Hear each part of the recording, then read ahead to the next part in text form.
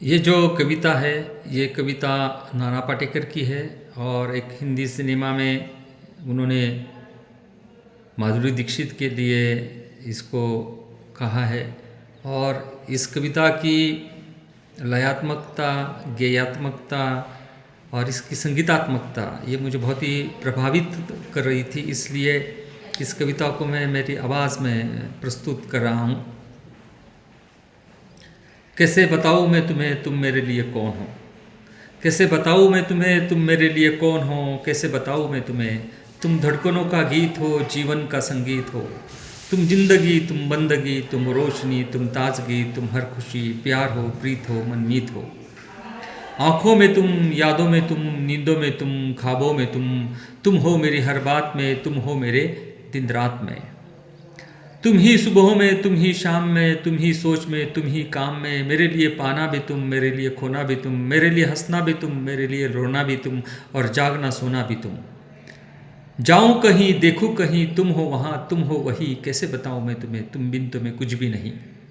कैसे बताऊं मैं तुम्हें तुम मेरे लिए कौन हो, ये जो तुम्हारा रूप है, जिंदगी की धूप है, चंदन से तरशा है बदन जिसमें बहती है एक अगन। ये शौकिया, ये मस्तियाँ तुमको हवाओं से मिली, ये जुल्फ़े गठाओं से मिली, होठों पे कलियाँ खिल गई, आँखों में झिल मिल गई,